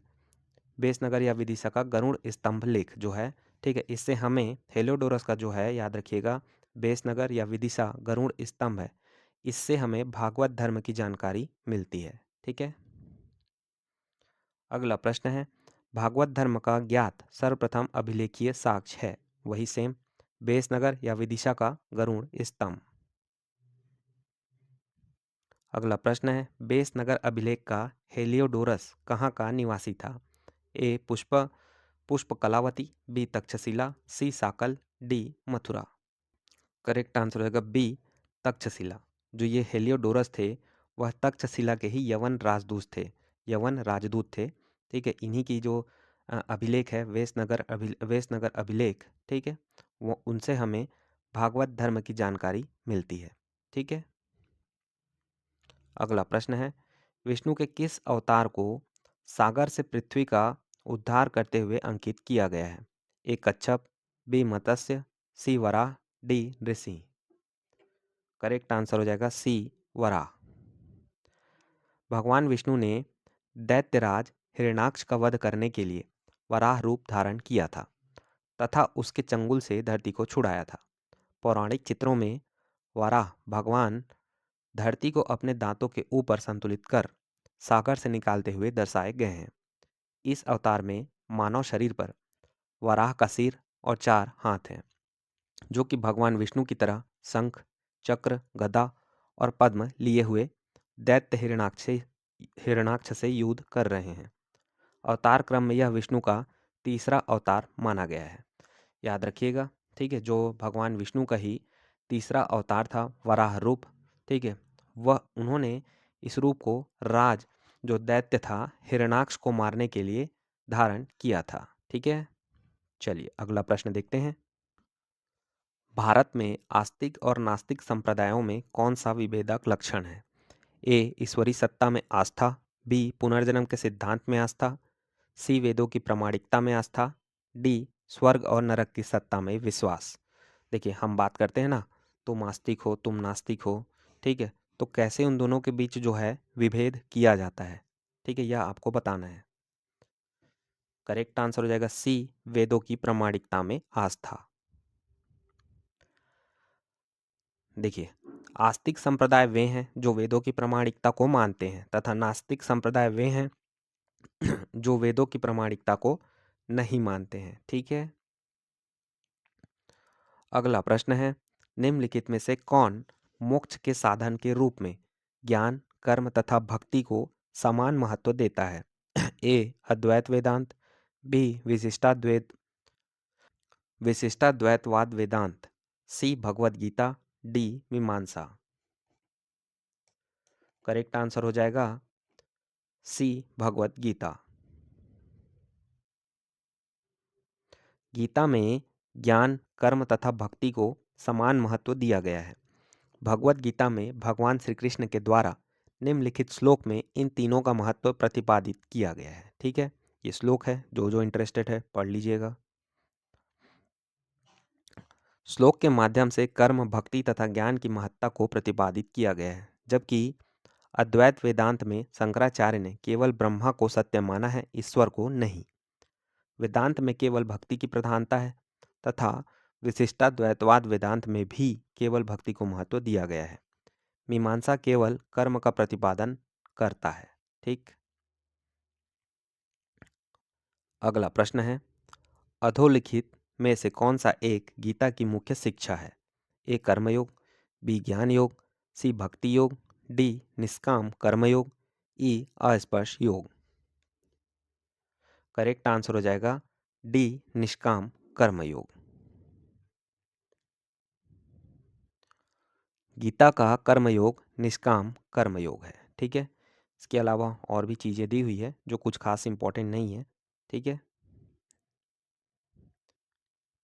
अगला प्रश्न देखते हैं, निम्नांकित में से कौन प्रस्थान त्रयी में सम्मिलित नहीं है? बताना है निम्नलिखित में से कौन प्रस्थान त्रयी में सम्मिलित नहीं है। ए भागवत, बी भगवद गीता, सी ब्रह्मसूत्र, डी उपनिषद। करेक्ट आंसर हो जाएगा ए भागवत। उपनिषद, ब्रह्मसूत्र और भगवद गीता, इन तीनों को वेदांत की प्रस्थान त्रयी कहा जाता है। रट लीजिए, उपनिषद, ब्रह्मसूत्र और भगवद गीता, इन तीनों को वेदांत की प्रस्थान त्रयी कहा जाता है क्योंकि ये वेदांत के सर्वप्रमुख ग्रंथ हैं। इनमें भी उपनिषद मूल प्रस्थान है और शेष दो उन पर आधारित माने जाते हैं। वेदांत के आचार्यों में जिन्होंने ब्रह्मसूत्र पर भाष्य लिखकर अपने अपने वेदांत संप्रदायों की प्रतिष्ठा की है, उनमें शंकराचार्य सबसे महान है। बाकी सब छोड़ो, बस यही तीन को याद रखो कि उपनिषद, ब्रह्मसूत्र और भगवद गीता, इन तीनों को वेदांत की प्रस्थान त्रयी कहा जाता है। ठीक है। अगला प्रश्न है, वह प्राचीन स्थल जहाँ 60,000 मुनियों की सभा में संपूर्ण महाभारत कथा का वाचन किया गया था है? A Ahichhatra, B Hastinapur, C Kampilya, D Naimisharanya. Correct answer हो जाएगा डी नैमिषारण्य। देखिए, उत्तर प्रदेश के सीतापुर जनपद के नैमिषारण्य में 60,000 मुनियों का निवास माना जाता है। यहीं पर सूत गोस्वामी ने सौनक एवं अन्य मुनियों के समक्ष संपूर्ण महाभारत कथा का वाचन तब किया था जब वे यज्ञ संपन्न कर रहे थे। इसके पूर्व महाभारत कथा का वाचन वैशंपायन ने राजा जनमेजय के लिए किया था। ठीक है, बाकी सब छोड़ो, बस इतना ही याद रखो कि उत्तर प्रदेश का जो है सीतापुर जमनत का जनपद का नैमिषारण्य है, वहाँ पर 60,000 मुनियों का निवास स्थान माना जाता है। ठीक है, नैमिषारण्य कहाँ पर है? यूपी में। ठीक है, और यहीं पर सूत गोस्वामी ने सौनक एवं अन्य मुनियों के समक्ष संपूर्ण भारत कथा का वाचन किया था। ठीक है, बस। अगला प्रश्न देखते हैं, रामायण के किस कांड में राम और हनुमान की पहली भेंट का वर्णन है? ए किष्किंधा कांड, बी सुंदरकांड, सी बालकांड, डी उपरोक्त में से कोई नहीं। करेक्ट आंसर हो जाएगा ए किष्किंधा कांड। रामायण के रचयिता वाल्मीकि थे। संस्कृत भाषा में रचित इस आदि काव्य में कुल 7 कांड या इसी को कहा जाता है अध्याय हैं। याद रखिएगा, जो है रामायण के जो अध्याय है ना, उन्हें कांड कहा जाता है। ठीक है, रामायण के रचयिता कौन है? वाल्मीकि। रामायण में कुल 7 कांड हैं। इसका चौथा कांड जो है वह किष्किंधा कांड है, जिसमें राम और हनुमान की भेंट तथा बालीवध एवं सुग्रीव वानर शासक बनने का वर्णन है। सुग्रीव के वानर शासक बनने का वर्णन है। ठीक है, याद रखिएगा। रामायण का चौथा कांड किष्किंधा कांड है, जिसमें राम और हनुमान की पहली भेंट, बालीवध, सुग्रीव के वानर शासक बनने का वर्णन है। ठीक है, अगला प्रश्न है, कालिका पुराण किस धर्म से संबंधित है? ए वैष्णव, बी शाक्त, सी बौद्ध, डी जैन। करेक्ट आंसर हो जाएगा बी शाक्त। कालिका पुराण जो है वह शाक्त धर्म से संबंधित है। कालिका पुराण शाक्त धर्म से संबंधित है। कालिका पुराण को कली पुराण भी कहा जाता है। यह हिंदू धर्म की शाक्तवाद परंपरा में 18 पुराणों में से एक है। ठीक है, अगला प्रश्न देखते हैं। पुरी में रथ यात्रा किसके सम्मान में निकाली जाती है? ए भगवान राम, बी भगवान विष्णु के, सी भगवान जगन्नाथ के, डी भगवान शिव के। भाई देखिए, उड़ीसा का जो पुरी है, ठीक है, वहाँ का रथ यात्रा पूरे भारत में फेमस है। ठीक है, तो इसका जवाब तो आपको पता ही होना चाहिए। करेक्ट आंसर हो जाएगा सी भगवान जगन्नाथ। प्रतिवर्ष आषाढ़ माह के शुक्ल पक्ष में उड़ीसा के पुरी में भगवान जगन्नाथ, ठीक है, जो कि कृष्ण का ही नाम है, बलराम और सुभद्रा के सम्मान में रथ यात्रा निकाली जाती है। ठीक है, अगला प्रश्न है, नासिक के कुंभ मेला निम्न में से किस एक नदी के तट पर लगता है? ए ताप्ती नदी, बी नर्मदा नदी, सी कोयना नदी, डी गोदावरी नदी। चलो, कुंभ मेला को दिमाग से हटा दो, बस इतना ही बता दो नासिक जो है किस नदी के तट पर स्थित है। यहीं से आपको अपना उत्तर मिल जाएगा। करेक्ट आंसर हो जाएगा डी गोदावरी नदी। और नासिक कहाँ पर है? महाराष्ट्र में पड़ता है। ठीक है, नासिक में प्रत्येक 12 वर्ष के अंतराल पर कुंभ मेला गोदावरी नदी के तट पर लगता है।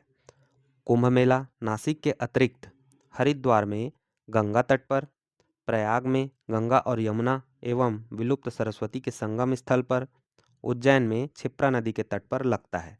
ठीक है, याद रखिए। देखिए, कुंभ के मेला जो है इसका न है हमारे भारत देश में काफ़ी सांस्कृतिक महत्व है। ठीक है, बहुत बड़ा इम्पोर्टेंस है। ठीक है, और कुंभ मेले कहाँ कहाँ पर होते हैं ये भी आपको जानना जरूरी है।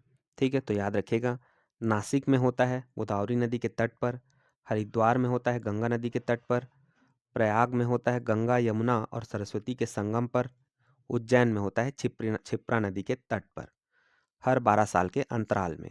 ठीक है, चलिए अगले प्रश्न पर आते हैं। 2 सूचियां दी गई है, एक साइड दिए हुए हैं धर्म, एक साइड उनसे रिलेटेड जगह दिए हुए हैं। ठीक है, आपको मैच करके बताना है।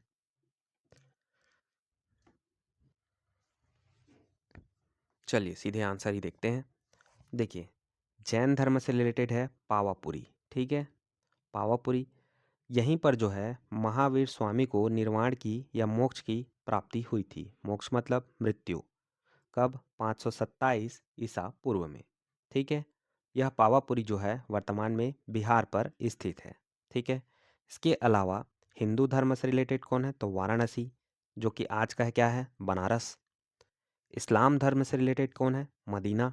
ठीक है, यह इस्लाम धर्म मानने वालों का एक पवित्र स्थल है। यूं कह लो कि वहाँ उन लोगों का तीर्थ स्थल है। ठीक है, यह सऊदी अरब में स्थित है। ईसाई धर्म से रिलेटेड है कौन? क्रिश्चियंस। उनसे रिलेटेड है वेटिकन। वेटिकन सिटी नाम सुना ही होगा आपने। यह स्थित है इटली में।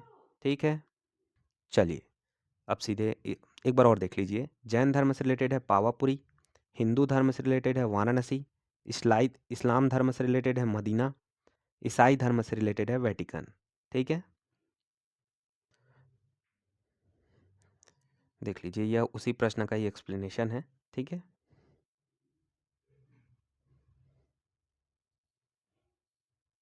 चलिए तो अब हम अपडेटेड क्वेश्चंस को देखते हैं।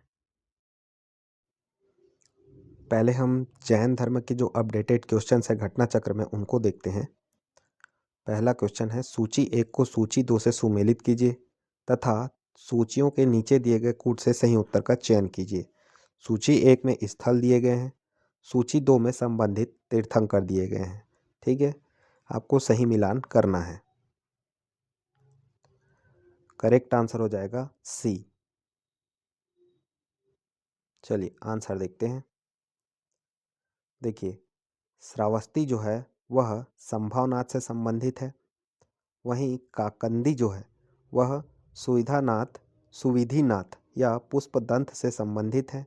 वहीं अयोध्या जो है ऋषभनाथ या आदिनाथ से संबंधित है। और पभोसा जो है वह पद्म प्रभु या पद्मप्रभ से संबंधित है। याद रखिएगा, श्रावस्ती संभवनाथ से, काकंदी सुविधिनाथ या पुष्पदंत से, अयोध्या ऋषभनाथ से, पभोसा पद्म प्रभु या पद्म प्रभ से। ठीक है, अगला प्रश्न है, वर्धमान महावीर के संबंध में क्या सही नहीं है? ए, उन्हें 24वां और अंतिम तीर्थंकर माना जाता है। बी, उनकी माता लिच्छवी के राजा चेटक की बहन थी। सी, उन्होंने अपने जीवन काल में विवाह नहीं किया। डी, उन्होंने 527 ईसा पूर्व में पटना के नज़दीक पावापुरी में देह त्याग किया। इन चारों में क्या सही नहीं है आपको बताना है। करेक्ट आंसर हो जाएगा सी। ठीक है, क्यों? क्योंकि जो वर्धमान थे या महावीर स्वामी थे उन्होंने विवाह किया था। ठीक है, वर्धमान महावीर का जन्म 599 ईसा पूर्व में हुआ था। इनकी माता लिच्छवी के राजा चेटक की बहन थी। यशोदा से इनका विवाह हुआ। उन्हें जैन धर्म का 24वां और अंतिम तीर्थंकर माना जाता है। याद रखिएगा, महावीर स्वामी का शादी हुआ था या विवाह हुआ था, उनकी पत्नी का नाम था यशोदा। यशोदा से उनका विवाह हुआ था। इन्होंने 527 ईसा पूर्व में पटना के नज़दीक पावापुरी में शरीर त्याग किया। ठीक है, अगला प्रश्न है, जैन दर्शन के संबंध में निम्नलिखित कथनों पर विचार करें। पहला, जैन दर्शन दो मुख्य सिद्धांतों के इर्द गिर्द घूमता है, अर्थात अनेकांतवाद और स्यादवाद। दूसरा, अनेकांतवाद के अनुसार प्रत्येक प्राणी में कई गुण होते हैं। वह स्थायी गुण जो किसी वस्तु की प्रकृति का निर्माण करता है गुण कहलाता है। उपयुक्त में से कौन सा कथन सही है आपको बताना है। करेक्ट आंसर हो जाएगा सी। 1 और 2 दोनों ही कथन यहाँ पर सही हैं। जैन दर्शन के दो मुख्य सिद्धांत हैं, अनेकांतवाद और स्यादवाद। अनेकांतवाद जैन दर्शन के तत्वशास्त्र से संबंधित है, जबकि स्यादवाद जैन दर्शन के प्रमाण शास्त्र से जुड़ा है। सत्ता की दृष्टि से जैन दर्शन जिसे अनेकांतवाद की संज्ञा प्रदान करता है, उसे ही ज्ञान की दृष्टि से स्यादवाद की संज्ञा देता है। अनेकांतवाद के अनुसार प्रत्येक वस्तु या प्राणी के दो पक्ष होते हैं, नित्यता और अनित्यता। इसके अनुसार वस्तुओं या प्राणियों के अनंत गुण हैं। इनमें गुण अनित्य अर्थात अस्थायी हैं तथा कुछ गुण नित्य अर्थात अस्थायी हैं। नित्य गुण वे गुण हैं जो वस्तुओं में निरंतर विद्यमान रहते हैं। इसके विपरीत अनित्य गुण वे हैं जो निरंतर परिवर्तित होते रहते हैं। अतः नित्य गुण वस्तु या प्राणी के स्वरूप या प्रकृति को निर्धारित करते हैं, इसलिए उन्हें आवश्यक गुण भी कहते हैं। जैन आवश्यक गुण को जो वस्तु के स्वरूप को निर्धारित करते हैं गुण कहते हैं, तथा अनावश्यक गुण को पर्याय कहते हैं। गुण अपरिवर्तनशील होते हैं जबकि पर्याय परिवर्तनशील होते हैं। ठीक है, अगला प्रश्न है, निम्नलिखित में से किस स्थान पर प्रथम जैन परिषद का आयोजन हुआ था? A, Pataliputra, B, Vaishali, C, Mathura, D, Ujjain. Correct answer हो जाएगा ए, पाटलिपुत्र। देखिए, जो पहला जैन परिषद था या प्रथम जैन सम्मेलन था यह पाटलिपुत्र में हुआ था। वहीं दूसरा जो जैन परिषद था वह वल्लभी में आयोजित हुआ था। ठीक है, याद रखिएगा, प्रथम जैन परिषद पाटलिपुत्र में और दूसरा जैन परिषद वल्लभी में आयोजित हुआ था। ठीक है, देखिए अगला प्रश्न है, आत्मा केवल जंतु और पादप जीवन की संपदा नहीं है बल्कि शिलाओं प्रवाहित जलधाराओं और अन्य अनेक प्राकृतिक वस्तुओं की भी है जिन्हें अन्य धार्मिक संप्रदाय जीवित नहीं मानते। उपर्युक्त कथन प्राचीन भारत के निम्नलिखित में से किस एक धार्मिक संप्रदाय के एक मूलभूत विश्वास को प्रतिबिंबित करता है? ए बौद्ध परंपरा, बी जैन परंपरा, सी शैव शैव परंपरा, डी वैष्णव परंपरा। करेक्ट आंसर हो जाएगा बी जैन परंपरा। जैन परंपरा के अंतर्गत यह माना गया है कि सभी प्राणियों में एक तत्व निहित है जिसे आत्मा कहते हैं। जैन आचार्य गुरुदेव चित्रभानु लिखते हैं कि ब्रह्मांड केवल मानवता के लिए नहीं है, यह सभी प्राणियों के विकास का क्षेत्र है। पृथ्वी, जल, अग्नि, वायु और स्पर्श संवेदना वाले पौधों में भी आत्माएं होती हैं। जैन धर्म एक प्राचीन भारतीय धर्म है जो अहिंसा एवं करुणा के सिद्धांत पर जोर देता है। जैन धर्म के अनुसार संसार के कण कण में आत्मा का वास है। यह सजीव वस्तुओं के साथ साथ निर्जीव वस्तुओं में भी व्याप्त है। ठीक है, चलिए अब ये जैन धर्म से रिलेटेड जितने भी घटना चक्र के अपडेटेड क्वेश्चंस हो गए हैं। ठीक है, अब हम नेक्स्ट शैव धर्म से रिलेटेड या भागवत धर्म से रिलेटेड जो है घटना चक्र के अपडेटेड क्वेश्चंस को देखते हैं। पहला प्रश्न है, सूची 1 को सूची 2 से सुमेलित कीजिए तथा सूचियों के नीचे दिए गए कूट से सही उत्तर चुनिए। सूची 1 में दिए गए हैं देवताओं के नाम, सूची 2 में दिए गए हैं उनकी पहचान। ठीक है, आपको बताना है कि किस देवता की पहचान मतलब उनका पहचान चिन्ह कौन कौन सा है, आपको बताना है। इजी क्वेश्चन है। ठीक है, चलिए इसका आंसर देखते हैं। इसका करेक्ट आंसर हो जाएगा बी। देखिए भगवान शिव का चिन्ह कौन सा होता है? त्रिशूल। ठीक है, तो एक हो जाएगा 2। भगवान विष्णु का क्या हो जाएगा? तो चक्र, बी का हो गया 1। गणेश का क्या होता है? तो रस्सी या फंदा, तो सी का हो जाएगा चौथा 4। और वहीं जो है सरस्वती माँ, ठीक है, इनको तो सभी विद्यार्थी हो तो आप तो सरस्वती माँ का जो, ठीक है, वीणा बजाते हुए उनकी, ठीक है, मूर्ति या उनकी फोटो तो आप देखे ही होंगे। ठीक है, तो डी का हो जाएगा 3। ठीक है, ये देख लीजिए। शिवदेव भगवान शिव के जो चिन्ह है क्या होता है? त्रिशूल, विष्णु का चक्र, गणेश का रस्सी या फंदा, सरस्वती की वीणा। ठीक है, अगला प्रश्न है, नागपंथियों, सिद्धों और योगियों ने भक्ति धर्म को किस क्षेत्र में लोकप्रिय बनाया? ए उत्तर भारत, बी दक्षिण भारत, सी पूर्व भारत, डी पश्चिम भारत। करेक्ट आंसर हो जाएगा ए उत्तर भारत। नागपंथियों, सिद्धों और योगियों ने भक्ति धर्म को उत्तर भारत के क्षेत्र में लोकप्रिय बनाया। इन्होंने साधारण तर्क वितर्क का सहारा लेकर रूढ़िवादी धर्म के कर्मकांडों तथा अन्य बनावटी पहलुओं और तत्कालीन समाज के व्यवस्था की आलोचना की। इन्होंने संसार का परित्याग करने का समर्थन किया। इनके विचार से निराकार परम सत्य का चिंतन मनन और इसके साथ एक हो जाने की अनुभूति ही मोक्ष का मार्ग है। इसके लिए इन्होंने योगासन, प्राणायाम और चिंतन मनन जैसी क्रियाकलापों के माध्यम से मन एवं शरीर की कठोर प्रशिक्षण देने की आवश्यकताओं पर बल दिया। ठीक है, याद रखिएगा जो उस समय आए नागपंथी, सिद्ध और योगी। ठीक है, ये जो भक्ति धर्म बेसिकली ना, आपको पूरा डिटेल नहीं पूछा गया है, घुमा फिरा के ये पूछा गया है कि भक्ति जो था, भक्ति धर्म, ठीक है, ये इसका वर्चस्व उस समय में किस क्षेत्र में था, यही पूछा गया है। तो भक्ति धर्म का जो है ना, उस समय जो वर्चस्व ना उत्तर भारत के ही क्षेत्र में था। ठीक है, अभी इनडायरेक्टली इसको घुमा फिरा के, ठीक है, बताया गया है। ठीक, चलिए, तो जो है जैन धर्म और शैव धर्म और भागवत धर्म, इससे रिलेटेड जितने भी घटना चक्र के एमसीक्यूज थे, ठीक है, ख़त्म हो चुके हैं। अगले वीडियो में हम आगे के क्वेश्चंस को कवर करेंगे। तो आप सभी से रिक्वेस्ट है यार, चैनल को सब्सक्राइब करो, वीडियो को लाइक करो और दबाकर शेयर करो। ठीक है, आपका सपोर्ट बहुत ज़रूरी है। ठीक है, चलिए मिलते हैं नेक्स्ट वीडियो में। Thank you for watching. Bye bye.